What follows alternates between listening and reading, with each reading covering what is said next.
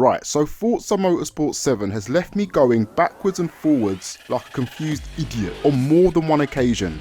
Before it was announced, I was really pumped up for it, really excited, and I thought, yes, I'm definitely going to get the game this year, get my teeth into it, upload some content onto the channel. Then it got released at E3, and in comparison to Project Cars 2 and Gran Turismo Sport, it just seemed like it was lacking on everything. It didn't seem like it was anything new. I read the comments from you guys, and apparently this is normal with Forza release titles, so I was quite pissed off. Then something happened. I opened the fridge, I had a couple of beers, I went back, done a little bit of research, and I can confirm I will be buying this game for various different reasons. And that is the whole point of this video. What I want to do is just discuss the reasons as to why I think Forza Motorsport 7 may actually be a solid title this year. So let's start off by taking a look at the career mode. Right, so this year they've given us something called the Forza Drivers' Cup. It's 6 cups spread across different driving styles across the full range of 700 cars on the game's roster. So essentially you're going to be driving supercars, you're going to have JDM tournaments, competitions that cover muscle cars, trucks and even trophy trucks. So what's going to happen is as you're going through these events, you're going to amass championship points, and these championship points will give you the opportunity to unlock winnable cars and also unlockable custom character parts. So throughout your whole career mode, it's almost as if you're going to embark on this long journey of car collection, sort of like Jay Leno, you know, just have loads and loads of different cars in your garage, which I think is really going to push people to continue playing for longevity's sake. Almost like a Pokemon where you got to catch them all, but obviously with cars.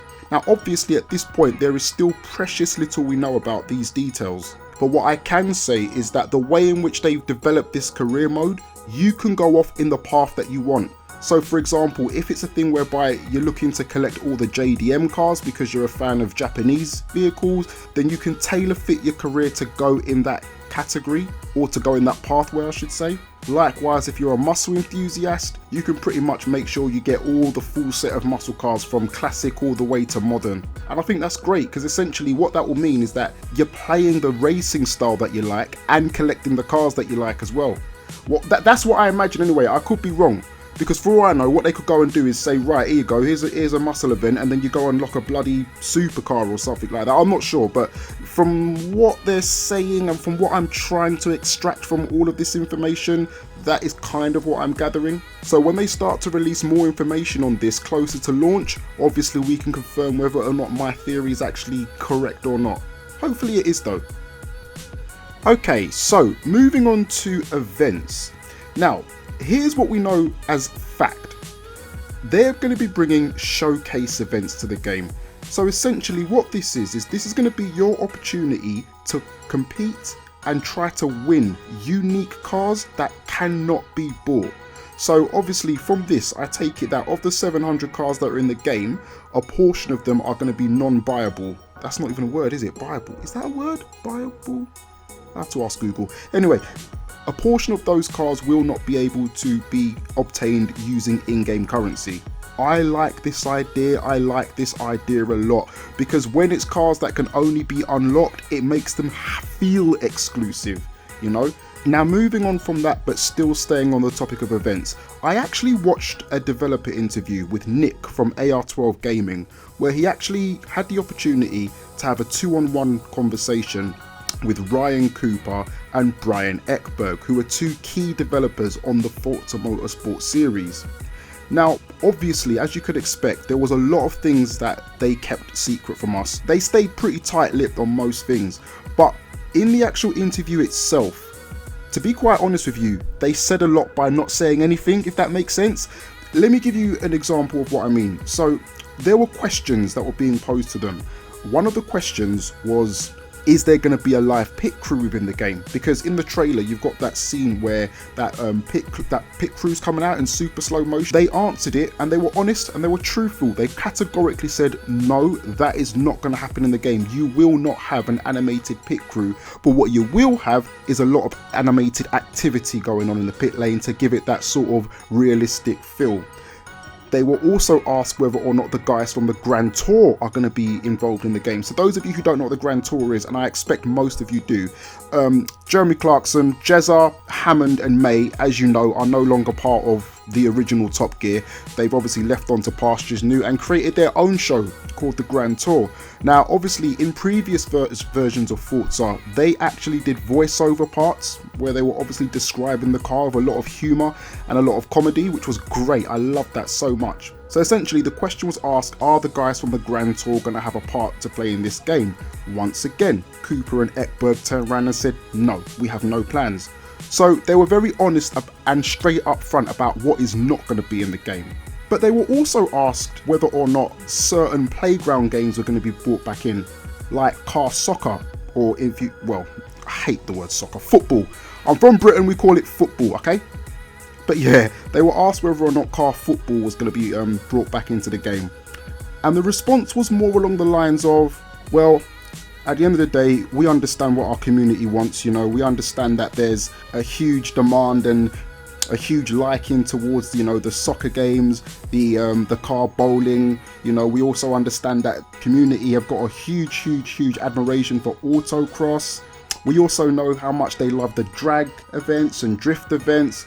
Obviously at this time there isn't much we can reveal, so we can't really talk about any events as thus such. Now what I'm going to do is I'm going to leave the link to both parts of that interview in the description box. Those weren't the exact words that they used, but it was near enough along those lines. But essentially the key thing to take from that is when they were asked a question about something that they knew was not in the game, they categorically turned around and admitted it and said, no, that is not in the game. When they were asked questions about things that could potentially be in the game, they didn't say no, they just refused to say yes. So from that, you know, I hope you understand where I'm going with this. I hope you understand where my mindset is, and the reason why I've presented it to you in this way is so that you don't think I'm just jumping the gun with this. But I think there's a very strong possibility that we could end up seeing car soccer, car bowling, autocross, potential cat and mouse games, drag events and drift events. I really do. Plus the fact that in one of the trailers we see an E30 and an RX-7 drifting, so it would be quite silly not to. So event wise, the game's looking pretty good, it really is. Right, a topic that interests everybody, customization. So I'm going to split this up into two, starting off with car customization. And thank the Lord above, thank him, go to church, drink all the holy water you can find. Wide body kits have been confirmed. They will be in the game.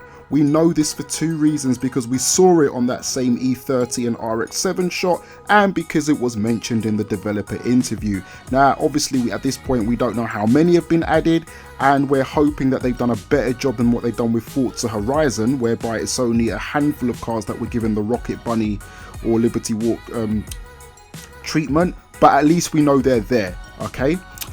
Rims, there's going to be a big selection of rims for us to choose from, so it should be like picking candy out of a huge sweet packet, hopefully. And there's going to be blowers as well, so your 69 Camaros, your Chargers and all that stuff, you're going to be able to put a dirty stinking fat blower on the top and just live out your classic muscle car dreams to your heart's content. Okay, so character customization. Now I mentioned earlier that you've got the ability to unlock different parts for character customization through the actual career mode itself. So essentially what you're looking at is 300 or around 300 different customized outfit options. Now these cover different parts of the actual outfit itself, such as the helmet, the racing overalls, the gloves, and I'm guessing the footwear as well. Now the great thing about this is that those 300 parts are spread across 8 decades of motorsport. So we're talking all the way back in the 30s, from when people used to wear scarves and big fat goggles over their head and pigskin shaped helmets, right up until today, where you got the carbon fiber covered helmets and you know, the grade A fireproof overalls and all that stuff there. Now there's going to be a variety of design styles. There's going to be authentic replica ones that are based on what you see real life drivers use. There's going to be modern, there's going to be pop art, and there's obviously going to be vintage styles. Now the important thing to know, and this is where it ties into the actual career mode, the types of car that you collect within your career mode is tied into the type of driver gear you can unlock and will be a reflection of what you have in your garage. So there's going to be some sort of a link there. Now I'm not sure just how deep that link is or exactly what that means as such, but obviously it's good to see that different parts of the game is relating to each other, if that makes sense.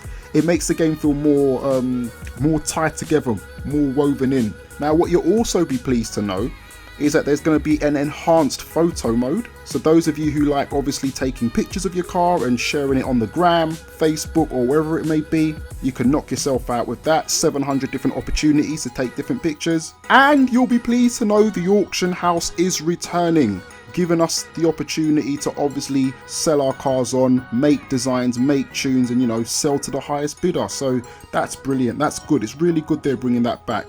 To be quite honest, we should have known it was coming back because it was in Horizon 3, but you know, all the same. So all in all, pretty good.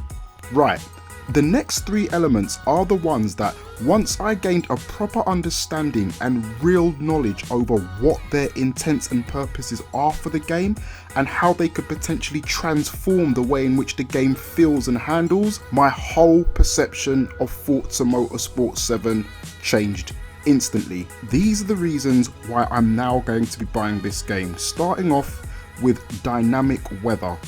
Now dynamic weather is not new, it's something that other titles are doing, it's something that we know Project Cars 2 is bringing to the table.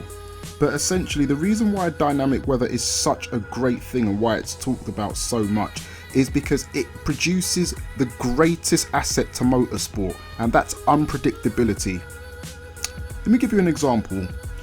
If you've got a car and you drive to work, school, uni or college, obviously you're taking that exact same route over and over again, okay? 5 days a week or however many days it may be that you're in.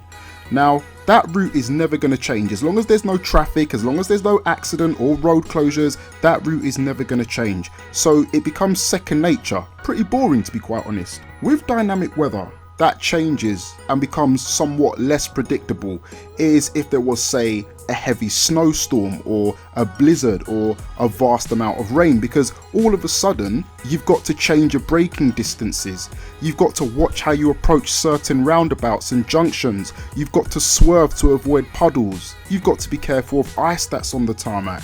It completely transforms that journey because you've got to engage your brain. It doesn't matter that you've been on that same journey from A to B 100 times before. You've got to drive it differently when the elements change. In Forza Motorsport 7, the environment around you will shift during the course of a race.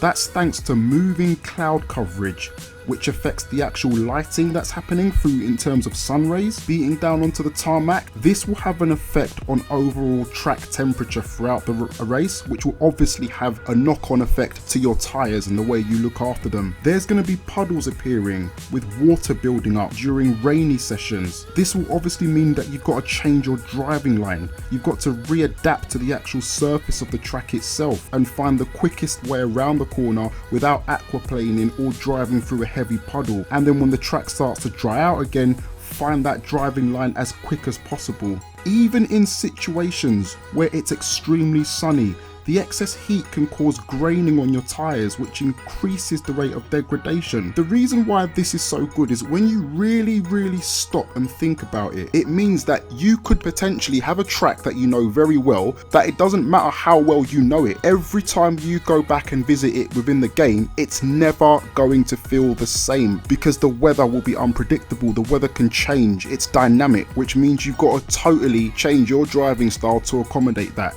And I think that is key, I think it's fundamental, and I think once you get your hands on the game and experience the full effects of dynamic weather, you'll agree that it's definitely a great addition. Car physics. Now whenever people want to criticize a racing game, it doesn't matter if it's an arcade racer or if it's a simulation, the first thing they always hit is physics. Oh, the physics are rubbish, oh the physics are this, oh the physics are that. What they've done in Forza Motorsport 7 is they've tried to actually reenact, for all intents and purposes, the way a car actually behaves when you drive it. Let me give you an example. If you're about to go around a roundabout or perhaps take a very sharp corner very quickly, in real life this is, if you have stuff in your glove compartment, let's say maybe a set of keys. As you turn the steering wheel right and the car starts to lean slightly, everything in that dashboard obviously is going to pull and slide across, and you're going to hear it. If you were driving across a cobbled pavement, you're going to see little bits of the car shaking. You're going to see the wing mirrors bouncing up and down very gently. What they've done is they've introduced realistic camera shaking, which works in relation to the surface upon which you're driving on. They've also introduced exhaust pipe shaking. They've enabled it so the in-car components rattle. The windscreen wipers on the car also vibrate as you're moving along at fast pace. Even things down to like the safety netting that you find on the big truck windows, they're going to be rippling as you're bouncing on and off the rev limiter. If you like to play in third person, you're going to see the suspension travel increase and decrease based on how hard the car is flexing when leaning in on the apex when you're turning in. These are what you call imperfections of car performance, because essentially you want your car to be as stable as possible at all times, but that is never the case. That doesn't happen in real life motorsport, and it doesn't happen in real life driving. So essentially what they've done is they've taken the imperfections, they've taken the negative characteristics to increase the realism of the actual car physics itself, and not just the car physics but the components that are part of the car. Once again, if this has been pulled off well, if they've actually managed to execute it the way I'm hoping, this could be brilliant. Audio.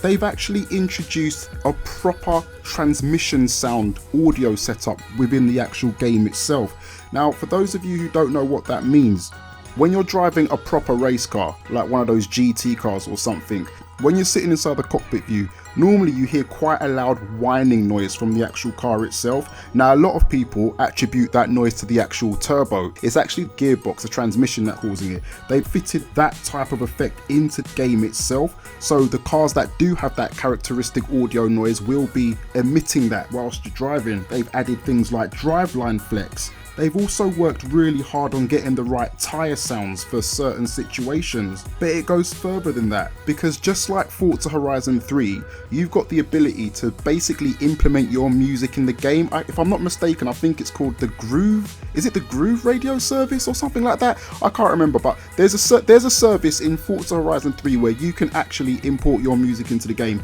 You can do the same thing on Forza Motorsport 7 now.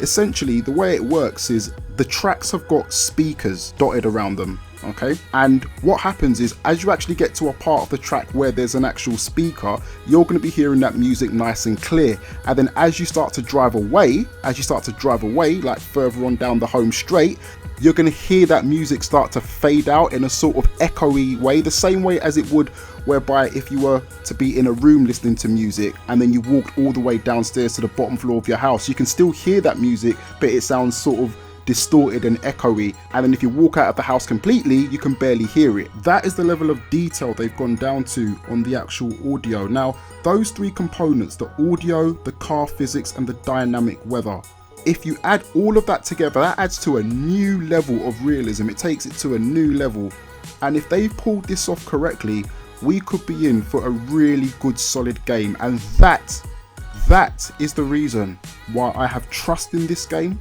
That is the reason why I've produced this video on this game, and that is the reason why I will be putting my hand in my wallet, taking the cash out and giving them the 40 or 50 pound or however much it may cost. So yeah, that's pretty much it, guys. Once again, I'm sorry for how long this video was, but I just hope that I got my points across in a clear and concise manner. Let me know in the comments what you think. Are you going to be buying Forza Motorsport 7? Obviously, you're going to be spoilt for choice this year and early next year because there's so many racing games coming out, but hey, 700 cars to collect, you can't go wrong, can you? As always, if it's your first time around here, I wish you a warm welcome.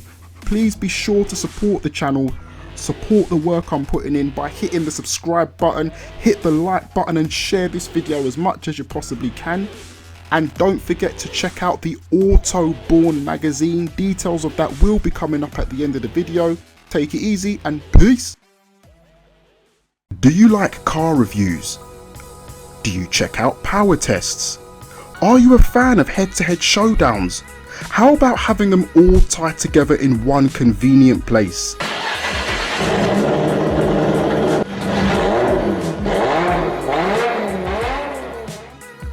Welcome to the BOURNE magazine, your one-stop shop for all of the above, presented on a weekly basis with quality content, clean-cut commentary and cars to suit everyone's pocket. What happened when the 370Z went up against the original 240? Was the American muscle car misunderstood by the British? Should you buy the brilliantly stupid John Cooper Works Mini? All questions and more will be answered as part of the BOURNE magazine. Check it out now.